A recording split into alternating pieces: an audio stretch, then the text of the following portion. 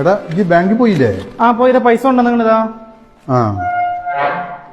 ഞാൻ ആ ബാങ്ക് മാനേജറോട് പ്രത്യേകം പറഞ്ഞിരുന്നല്ലോ 100-ന്റെയും 200-ന്റെയും നോട്ട് മാത്രം മതിയെന്ന്. ഇത് 500-ന്റെ ആണല്ലോ കൂടുതല്, പൈസയും കൂടുതലുണ്ടല്ലോ. ഇവിടെ വരുന്നവർക്ക് കൊടുക്കാനുള്ള 100-ഉം 200 ഇതിലുണ്ട്. അതിനടേ ഇവിടെ വരുന്നവർക്ക് 10-20 കൊടുത്താ പോരെ? അത് പോരപ്പാ. അല്ല ഇജിപ്പോ എഴുതി എണ്ണി ഉണ്ടാക്കി കവറിലാക്കണ ഇപ്പത്തിനാ? ഇതേ നമ്മളെ മൊത്തം പണിക്കാർക്ക് കൊടുക്കാനുള്ള പൈസയാണ് ഞാൻ എഴുതി കണക്കാക്കുന്നത്. അതിനിപ്പോ എത്ര എണ്ണി കണക്കാക്കാൻ? എല്ലാ കൊല്ലം കൊടുക്കാൻ 1000 ഉറുപ്പിക കൊടുത്താ പോരെ? അത് പോരപ്പാ. നമ്മളെ ബിൽഡിങ്ങിന്റെ വാടക, വില്ലകളുടെ വരുമാനം, കമ്പനി എന്നുള്ളത് എല്ലാം കൂടി കൂട്ടിക്കഴിഞ്ഞാൽ നമ്മളൊരു 6 ലക്ഷം റുപ്യ സക്കാത്ത് കൊടുക്കാണ്ടാവും. അനക്കെന്താ പിരാന്താ? 6 ലക്ഷം റുപ്യൊക്കെ സക്കാത്ത് കൊടുക്കേ? എത്ര പറഞ്ഞേ? 2.5% സക്കാത്ത് കൊടുക്കണമെങ്കിൽ ഈ പറഞ്ഞ പൈസ വേണ്ടി വരൂപ്പാ. ഇന്ത്യ കയ്യ് കിടന്നപ്പോഴേ അന്നെ ഒന്ന് ഏൽപ്പിച്ചത് ഞാൻ കുടുങ്ങിയ.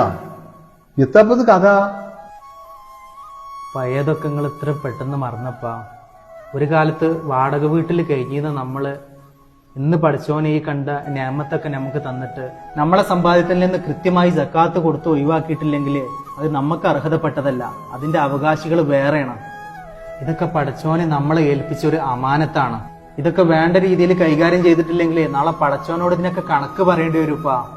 എന്നാ പിന്നെ നിങ്ങളെ ഇഷ്ടം പോലെ ചെയ്തോളെ. ഇപ്പൊ എങ്ങനെ ചെയ്യാനാ ഉദ്ദേശിക്കുന്നത്? ഈ കണ്ടതൊക്കെ നമുക്കുണ്ടായത് നമ്മളെ മിടുക്കൊണ്ട് മാത്രല്ല, രാവും പകലില്ലാതെ നമ്മളെ വളർച്ചയിൽ കൂടെ നിന്ന നമ്മളെ ജോലിക്കാരാണ്. അവരത്ര നിസ്സാരമായിട്ട് കാണാൻ പറ്റൂലപ്പാ. നമ്മളെ കുടുംബത്തിലെ അത്യാവശ്യക്കാർക്ക് കൊടുത്തു കഴിഞ്ഞിട്ട് ബാക്കിയുള്ളത് നമ്മളെ പണിക്കാർക്ക് ഒരേപോലെ അങ്ങോട്ട് കൊടുക്കുക. ഓരോ മനസ്സ് സന്തോഷമാകുമ്പോ നമുക്കിത് കൂടെ ചെയ്യുള്ളൂപ്പാ. ഞാനിതൊക്കെ കറക്റ്റ് ആയിട്ട് എടുത്തു വെക്കാം. നിങ്ങൾ ആ മാനേജറെ വിളിച്ചുകൊണ്ട് ഇന്നെ കമ്പനിക്ക് കൊടുത്തയച്ചേക്കും.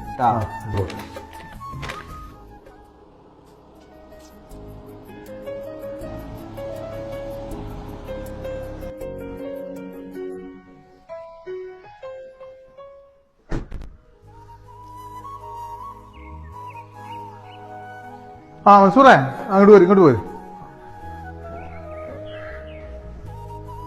ഞാനേ ഇനിയിപ്പോ ഏതായാലും റമദാൻ കഴിഞ്ഞിട്ടാണ്ട് വരാൻ കഴിയുള്ളൂ. കാര്യങ്ങളൊക്കെ എന്റെ ഒരു മട്ടം പോലെ നോക്കിക്കാളും. ഷെഫീഖിന് ഇപ്പൊ എപ്പോഴും അങ്ങോട്ട് വരാനൊന്നും കഴിയൂലല്ലോ, എല്ലായിടത്തും എത്തണ്ടേ. ഇത് നമ്മളെ പണിക്കാർക്കുള്ളതേ എല്ലാവർക്കും എത്തിച്ചാള്. ആയിക്കോട്ടെ. ശരി, ആയിക്കോട്ടെ. ഞാൻ പോയി. അസ്സലാമു അലൈക്കും. വലൈക്കും അസ്സലാം വറഹ്മത്തുള്ളാഹി.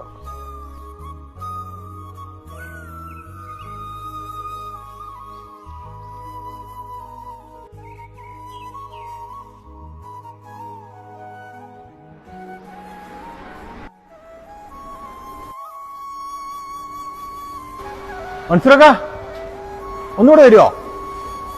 എന്തിയാ? അല്ല, നിങ്ങൾ തന്ന കവർ മാറിയിക്കണ.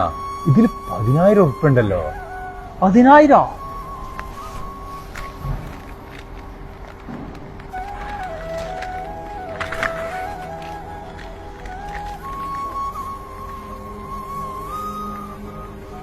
ഇതും 10,000 ഉണ്ടല്ലോ. അതാ ഞാൻ പറഞ്ഞേ, നിങ്ങള് മുതലാളിക്കൊന്ന് വിളിച്ചു നോക്കി. ഇത് കവർ മാറിയതാന്നുള്ളതെന്ന് അറിയണല്ലോ. മുതലാളി ഫോൺ എടുക്കണില്ല. ഷെഫീഖിനൊന്ന് വിളിച്ചു നോക്കിയാലോ?